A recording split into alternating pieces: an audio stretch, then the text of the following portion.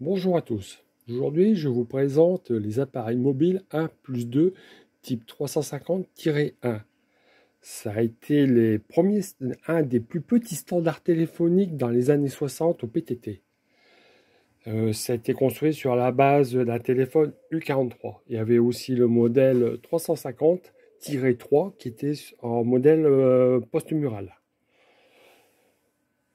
Le 1 voulait dire une ligne réseau, donc une pédale. Et le 2, le 1+2, c'était deux postes supplémentaires par rapport au poste principal. Donc un poste, votre poste, j'appelais un autre poste, et un deuxième poste. Un troisième plutôt, un deuxième et un troisième. La touche du milieu, c'était la touche R, la touche de reprise de l'opératrice. Les standards téléphoniques manuels. Autrefois, au PTT, les standards téléphoniques manuels. Sincèrement, je ne l'ai jamais vu trop utilisé. Donc ici, maintenant, si je veux passer un appel, je décrochais. Je veux appeler, par exemple, ici, si on veut l'appeler le patron, la secrétaire du patron, et là, l'accueil. Ben, je veux appeler la secrétaire. Le patron est énervé. Et là, ils peuvent être en discussion ensemble. Vous pouvez appeler l'accueil.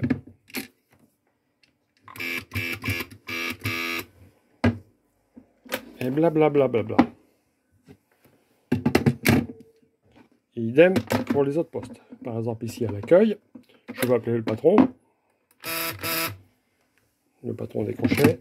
Et blablabla. Pour passer une communication externe, par exemple la secrétaire du patron, je veux passer un appel, elle décrochait, elle prenait la ligne.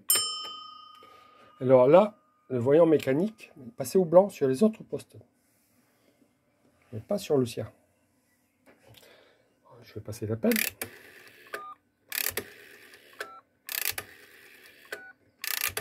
Bon, là, je passe à travers un convertisseur décimal des TMF que j'ai présenté déjà dans une vidéo.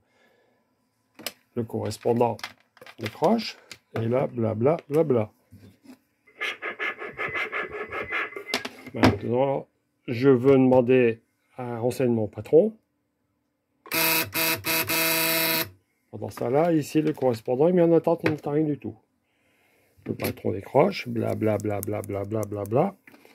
Je veux reprendre le client. Elle reprenait. Et le patron peut raccrocher. Maintenant, je veux transférer l'appel à l'accueil. J'appuie ici. L'accueil décroché.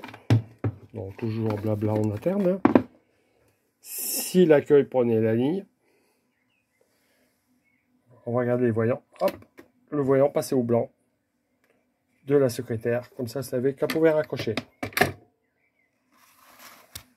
Et là, si je raccroche, les postes repassent tous au noir. Les voyants repassent tous au noir. Au niveau réception d'appel, il y avait une sonnerie générale. On pouvait en mettre jusqu'à une deuxième, une sonnerie générale. Suivant la configuration du client.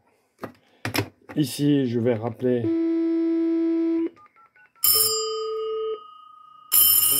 l'installation.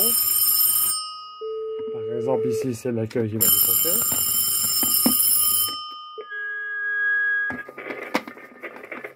Et les voyants sont bien passés au blanc. Je veux transférer l'appel, toujours le même principe. Je veux transférer l'appel au patron. Décroche, c'est pour toi. Il prenait l'appel. Et je pouvais raccrocher. Et voilà. Au niveau câblage. Donc on appelait ça le poste patron, c'était le poste prioritaire. C'était le premier poste. Ça, c'était le deuxième poste, qui était poste intermédiaire. Et là, le dernier poste, on appelait ça le poste service. Car il n'était pas prioritaire. On va faire l'exemple. Je vais rappeler l'installation. Je décroche. Et là, le patron, il voyait, oh, la conversation, elle est vraiment longue. Hein. Qu'est-ce qu'elle fait, ma secrétaire? Je vais lui prendre l'appel. Comme lui était prioritaire, il pouvait prendre l'appel. S'il prenait l'appel, hop, et c'est lui qui a l'appel. Et pendant ce temps-là, bah, la secrétaire, elle a été coupée. Plus personne. Ça faisait un peu la gueule. Hein. Voilà l'explication de fonctionnement. Bon, les postes n'ont pas été modifiés. J'ai tout câblé tel qu'à l'époque. La seule chose que j'ai fait, c'est que j'ai changé les cordons, parce que j'avais plus les cordons, ils avaient été coupés au pied. Car il faut un 7 paires pour alimenter vers un téléphone. Donc j'ai utilisé un câblage en RJ45. J'ai utilisé 2 RJ45 par poste. Premier poste, deuxième poste et troisième poste. Le premier poste, j'ai pris la prise A, une RJ45 pour tout ce qui était ligne réseau. Et j'ai pris une deuxième RJ45 pour tout ce qui est communication interne. Comme ça, mon système est modulable, je peux mettre dans le pré-câblage comme je veux. Au niveau de l'alimentation, à l'époque, c'était alimenté par des piles de 1,5 V. Il fallait 5 piles de 1,5 V. La consommation était ridicule parce qu'au repos, c'était consommation zéro. Des piles 1,5 V, j'ai pas trouvé.